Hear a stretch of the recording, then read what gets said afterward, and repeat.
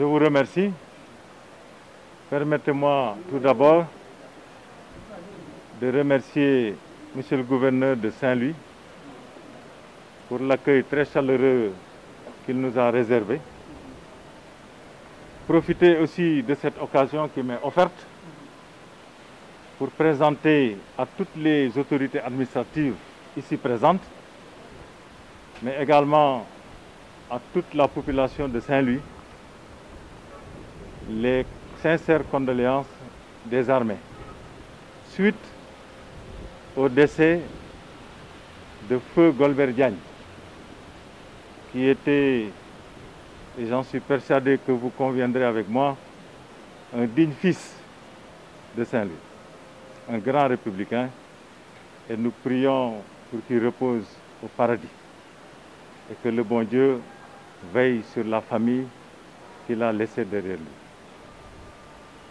Pour ce qui concerne ma visite d'aujourd'hui, après celle que j'ai effectuée à Saint-Louis, ça ne fait pas quelques mois, dans le cadre de mes visites de contact avec les unités, elle se déroule dans un contexte tout à fait particulier, dû au fait que le Sénégal, à l'instar de beaucoup d'autres pays dans le monde, est dans une crise sanitaire.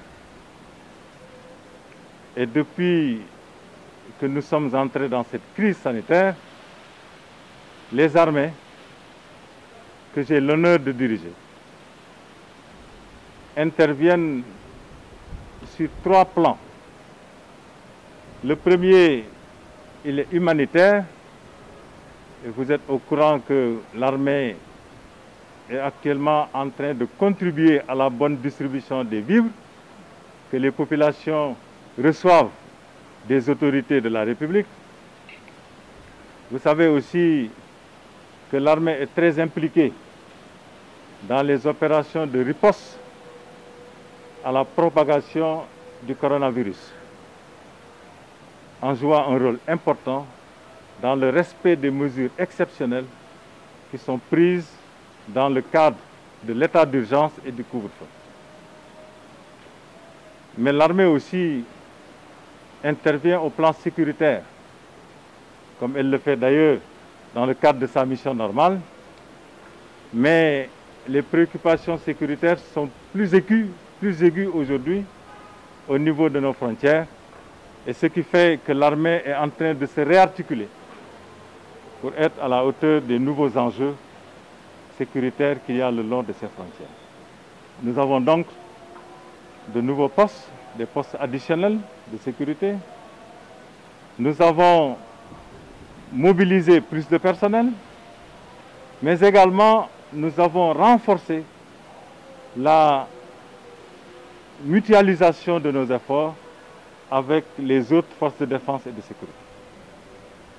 Et j'ai dit tout à l'heure aux unités que j'ai visitées qu'au-delà de tous ces efforts, elles doivent également travailler main dans la main avec les autorités administratives, mais aussi avec les élus locaux et les populations dans leur entièreté, pour pouvoir avoir des résultats qui sont probants.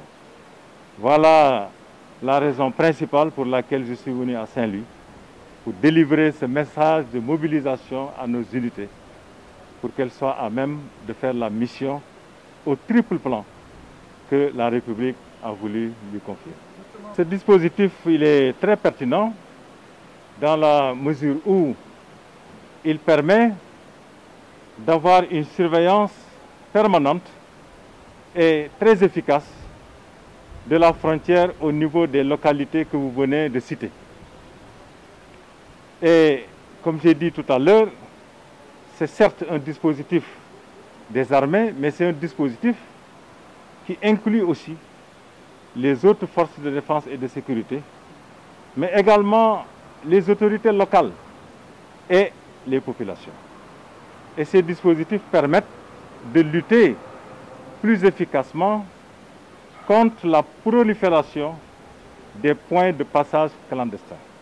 Donc c'est des dispositifs qui n'ont pas été choisis au hasard, ils ont été choisis suite à une analyse et une étude très approfondie de la situation le long de la frontière avant d'être mis sur pied. Cet appel reste d'actualité. Je vais même le réitérer. Parce que, comme vous le savez, même s'il y a des avancées qui sont tangibles au niveau de la riposte, la crise, elle est encore là. Et Dieu seul sait quand est-ce qu'elle va se terminer. Donc aujourd'hui, plus que jamais, les militaires, au même titre que les citoyens sénégalais, doivent respecter toutes les mesures et les gestes barrières.